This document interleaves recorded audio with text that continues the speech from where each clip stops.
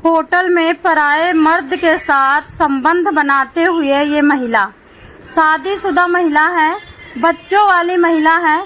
जब पति को आभास होता है, पीछे पीछे लगता है, महिला को रंगे हाथे पकड़ता है। महिला भाग के रोड पे खड़ी होती है।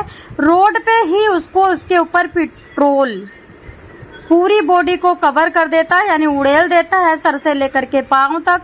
पुलिस दौड़ती है, पुलिस दौड़ करके कपड़े निकाल के फाड़ के उधर फेंकती है और उसके ऊपर अपना जो ओढ़ने वाला अंगोछा होता है, मुंह में बांधने वाला पुलिस का, व्हाइट कलर का, वो डालती है। महिला को कवर करती है, एम्बुलेंस को फोन करती है। चलिए ठीक है, ये बात तो सब आप देख ही रहे, इसको खत्म करते हैं। अगर अवैध संबंध बनाना इतना गलत है तो फिर सरकार ने कानून क्यों पास किया? मैं तो बार बार पूछती हूँ, अगर सरकार सख्त कानून बनाए और इन सब गंदगियों को खत्म करे तो किसी पुरुष को रोड पे तमाशा न बनना पड़े, किसी महिला को जलना न पड़े। डर बहुत बड़ी चीज होती है, डर एक बहुत बड़ा भय का भूत होता है। अगर इंसान को डर हो कि हमें काट दिया जाएगा, हमें खत्म कर दिया जाएगा, हमें हमारा एनकाउंटर कर दिया जाएगा, तो तुच्छ 2 सेकंड का वो संबंध 1 सेकंड में भूत की तरह उड़ता दिखाई देगा। अब बताइए, ये महिला जिंदा भी रहेगी, वो पुरुष भी जिंदा रहेगा, क्योंकि अवैध संबंध बनाते हुए पकड़े जाने पे कोई भी किसी तरह की भी सजा मिलनी नहीं है, क्योंकि अवैध संबंध बनाने के लिए कानून पारित हो गया है।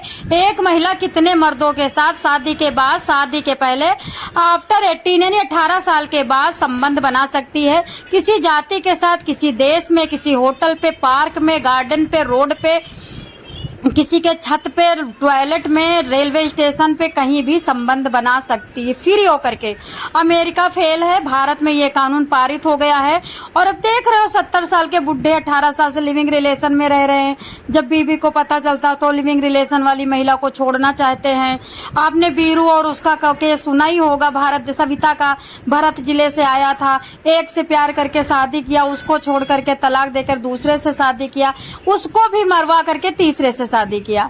तो ये किसकी गलती है? संविधान की गलती है, कानून की गलती है, पूरी तरह से सरकार की गलती है कि किसी तरह से इस कानून को स्टॉप करे और सख्त से सख्त कड़े कानून बनाएं। आप लोग कितने लोग हमारी बात से एग्री हैं बताएं। एक आदमी के पास आप शादी करके, उसके घर को संभाल करके और बच्चों को आप सुला करके अगर किसी के पास सोने जाती हो तो आप क्या हो? आप क्या अपने आप अपनी आत्मा से बात कर पाओगी? भगवान के समक्ष बैठ करके माफी मांग पाओगी? अपनी माँ से गले लिपट के बात कर पाओगी? तुम अपने कुकर्मों को याद करके क्या शर्म नहीं आएगी तुम्हें? शर्म तो बहुत लगती है। यहाँ एक इमली चुरा लो तो डर लगता है क्या होगा क्या होगा।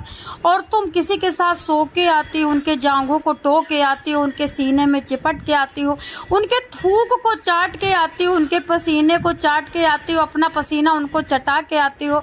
तुम्हें शर्म नहीं आती? कहाँ पे इंसानियत है? अरे तुमसे तो अच्छे कुत्ते हैं, कार्तिक में एक बार संबंध बनाते हैं, पूरे साल फ्री हो जाते हैं।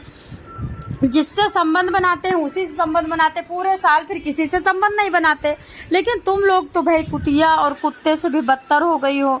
एक बार अपने पति से संबंध बनाती हो, बच्चा पैदा करती हो, उनके साथ बैठ के कथा पढ़ती हो, उनके साथ बैठ करके तुम अच्छी प्लानिंग करती हो, घूमने जाती हो, wedding anniversary, date of birth, birthday, दुनिया धमाका सब करती हो। उसके बाद उन्हीं पति के पीठ पीछे उनसे झूठ बोल करके किसी का पसीना चाटने जाती हो। धिक्कार है, थू है आज की नारी पे। आज की नारी और नागिन फिर भी दयावान है, नागिन फिर भी एक नाग से ही संबंध बनाएगी।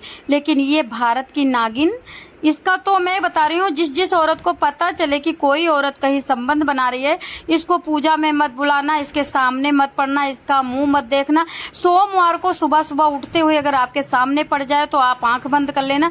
ये कुलटा से भी घटिया होती हैं। किसी भी आप अपने रामायण कथा, भागवत, बड्डे में मत बुलाना।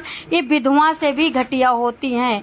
ये उस तरह की विधवा है जिनका पति तो जिंदा है, लेकिन पति की लाश पे, छाती पे खड़े होकर के खुद अपने आप चीख रही हैं, मैं विधवा हूँ, मैं विधवा हूँ। इसके आगे क्या कहूँ? आप लोग तो खुद समझदार हो।